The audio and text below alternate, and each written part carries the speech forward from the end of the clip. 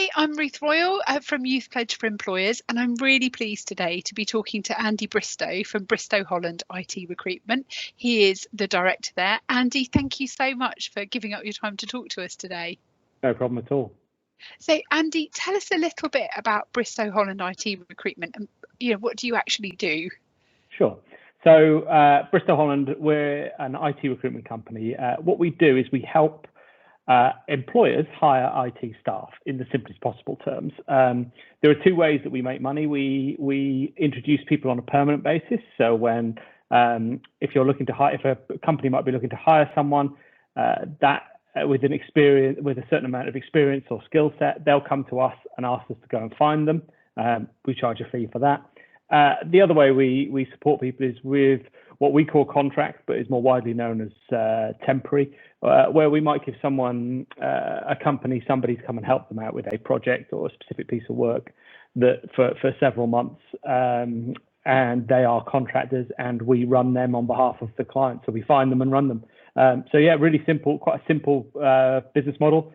Two key streams of revenue. Yeah, and our customer base are all basically anybody that would use IT skills or hire for somebody with IT skills.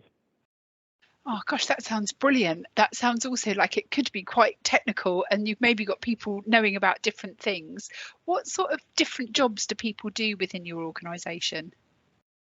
Well, it's a good question. So fundamentally, the jobs across our organisation, in one sense, are all exactly the same. Everybody is responsible for identifying customers, so companies, winning the business from them, finding people for them, and that's how we make a profit. In practice, the IT is an umbrella term for a broad range of skills. So you might have a web developer, or you might have somebody that looks after the PCs, or you might have someone who's a project manager. So in reality, in order to be successful doing what we do, the consultants that we have tend to specialize in specific areas. So although the structure of the company is quite flat, the individuals have different areas of expertise. So one consultant wouldn't automatically be able to stand up and the next day work in a different area. It doesn't work like that. So quite specialized knowledge that's built up over time. That's really interesting. And with that in mind, what sort of skills do those consultants have to do the so obviously they've got sort of specialist knowledge of different aspects of IT, which is so diverse now. I can see why you couldn't just have one person moving from one person's job to another. But in terms of that, finding companies, winning businesses, winning the business, filling placements, what sort of skills do people need to be good at that aspect?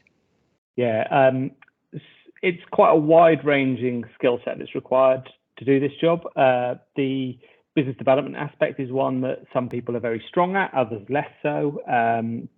You need quite a high attention to detail in terms of being able to get into quite detailed assignments. You need a certain level of intelligence at play to be able to listen to what people want, and then to be able to go away and find that. When I talk about intelligence, you also need quite high what's called nowadays emotional intelligence, because you are dealing with people. Your clients are people who are under certain degrees of stress and pressure. Your candidates are people who are talking to you about changing their jobs, changing their lives, their salaries, and so on and so forth. So a lot of empathy and understanding, but ultimately you also need to be quite driven, because a lot of problems can crop up, and it's our job as a broker in this process to smooth out those problems, help people make matches and make hires that they wouldn't otherwise be able to do. Ultimately, that's what we're paid for. So they need to have great people skills. They need to be really resilient, and they need that sort of, the personality to be able to talk to different people to try to get that sort of sale from them. Yeah, 100%. With that in mind, what do you think are the sort of benefits of the job, and what are the challenges? Okay, the benefits are, it's a lot of fun. I think that if we went and talked to my team, we all have a lot of fun doing our job.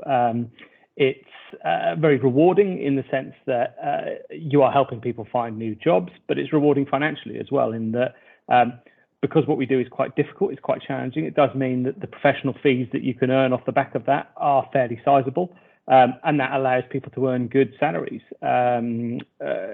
quite quickly in their career as well. So it's for people who possess the qualities we talked about a moment ago, and have a sort of certain degree of hunger as to how they want to how quickly they want to move their career forward, in terms of moving up the salary scale.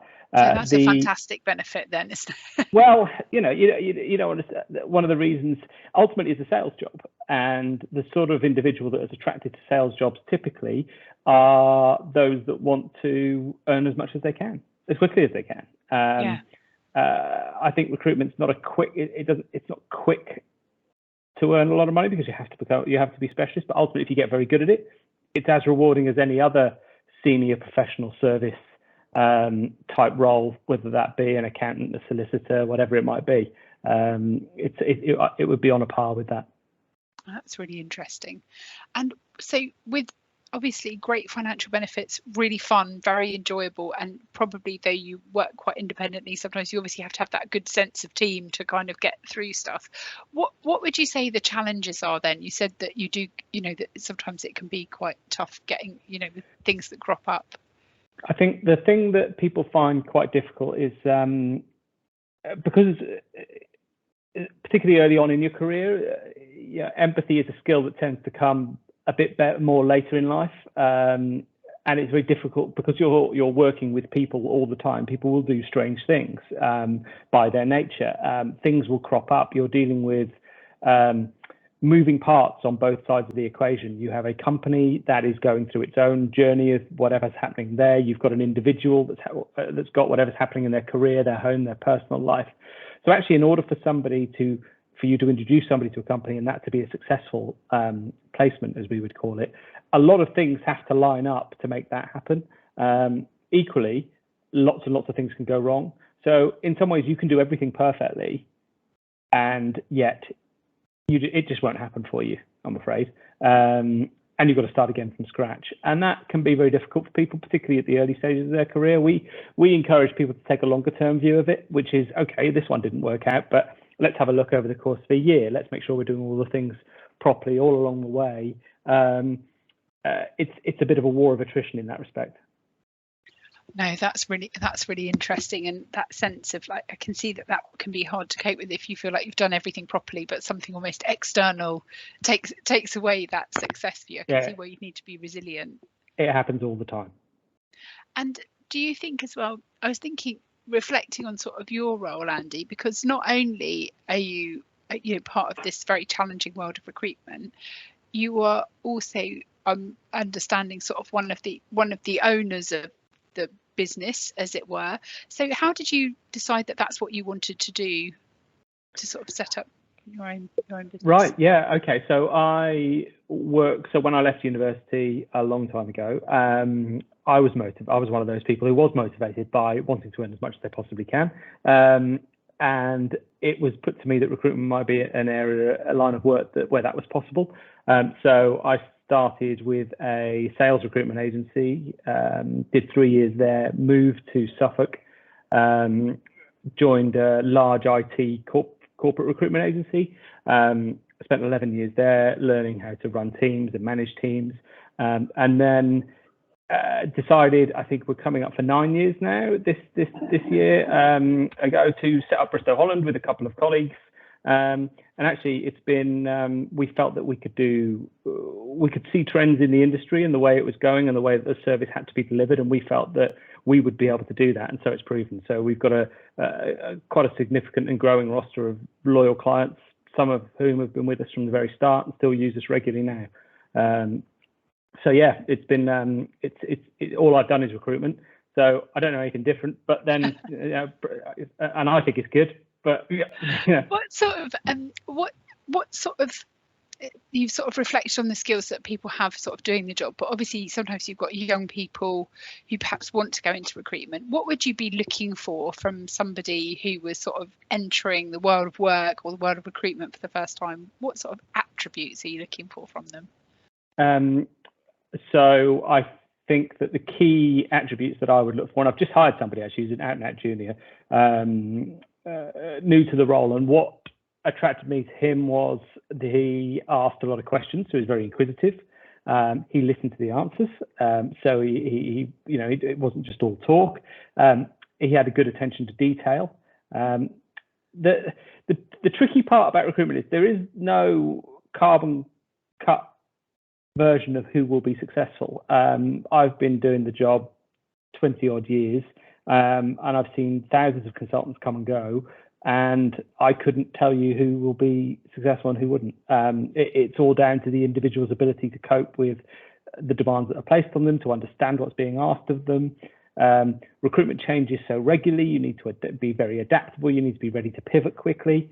To give an example in terms of the change, so the way we're recruiting now is completely different to the way we were doing it 4 years ago.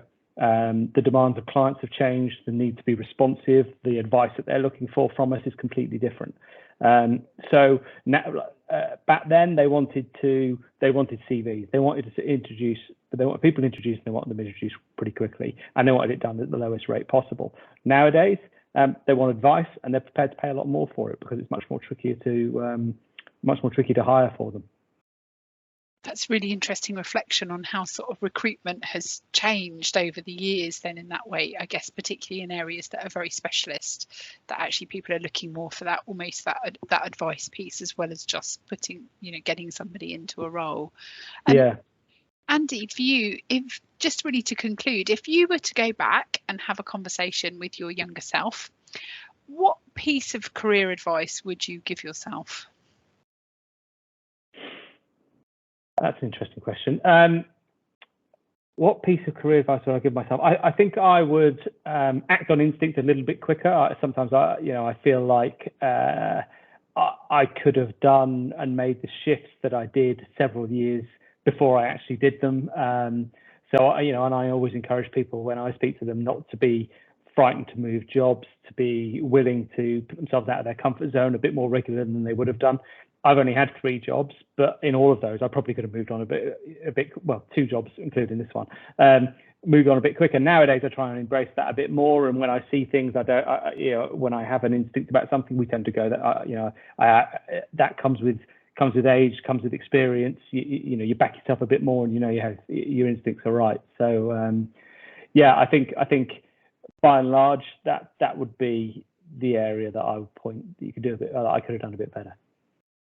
That is fantastic. Andy, thank you so much for your time today. We really appreciate hearing you talk about recruitment. Thank you. No problem at all.